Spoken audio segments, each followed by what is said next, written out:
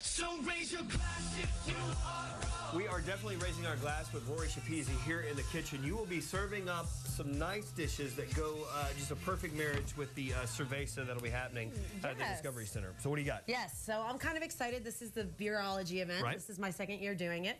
And what I do is some of the dishes I'm going to actually cook with some of the beers, and some of the dishes will pair.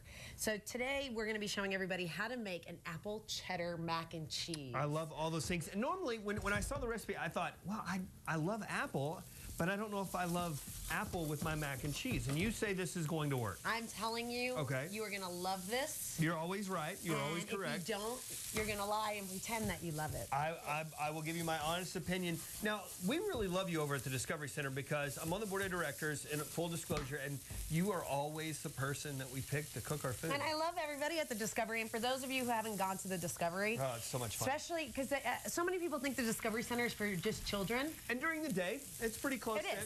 It is. But when we turn out the lights at night, after dark parties, you guys have no idea if you've never been. If you are looking to take somebody on a date, yes, it is the most amazing time. I would love somebody to take me on a date, but normally I'm there cooking. Well, they can come and help you cook. Okay, so what we got going on here. Now, instead of just using like butter or oil, what I've done is I'm using bacon fat.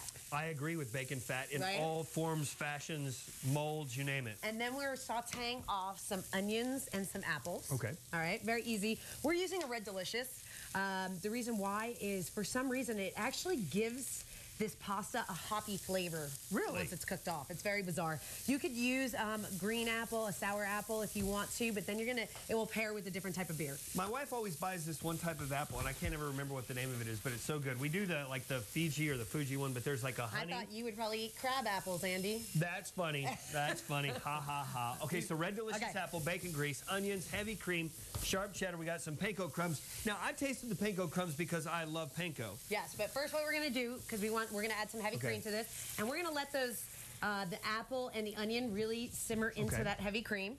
And while that's happening, you're going to make the topping. Okay. So just panko crumbs. All right. You're going to add your bacon fat. Now, this is where it gets crazy. Take a look at this. Bacon fat. Everybody loves bacon. I mean, bacon. Al Roker likes bacon. I don't know if it's in our Constitution or not. I should probably give it a second look, but it should be in there somewhere. And then I just add some parsley for color. Okay. For color, and then you season it with salt and pepper. Right, and you have your special seasoning. Yes. By the way, when are you going to start like selling different things Eventually. like that? You need to get on that. Well, so can I have this? Yeah, but I wanted you to use your hands. Well, I'll use my hands. I just get washed into them. that. It's just bacon, right? Are you going to be at the event?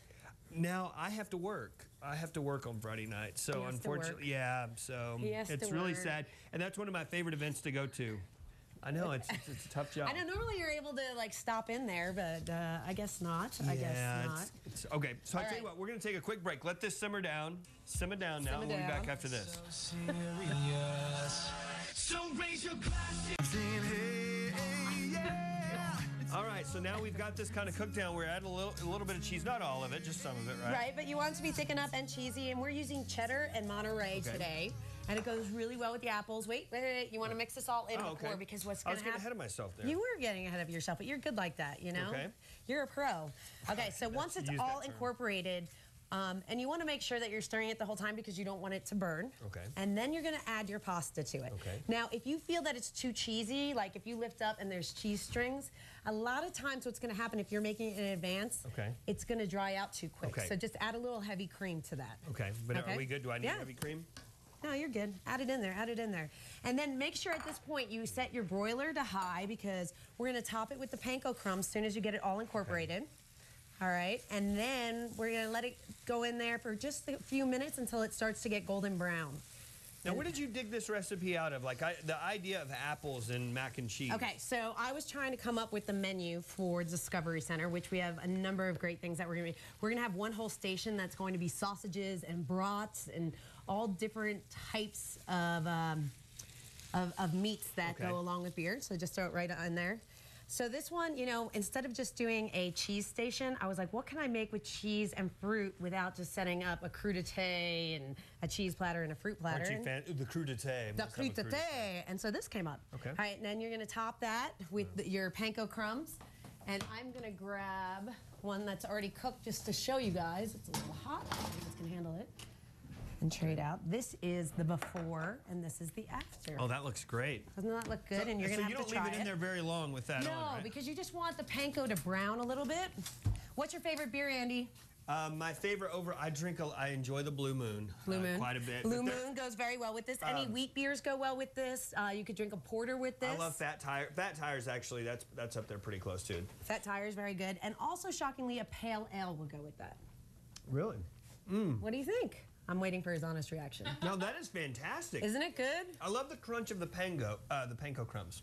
But so good. And I think Chris is coming back in the kitchen with us, isn't he? We're gonna do a little experiment. I can't wait to see this. You guys don't go anywhere. see this. Oh my It's gosh, gonna be that's awesome. so good. Isn't it good? That's very good.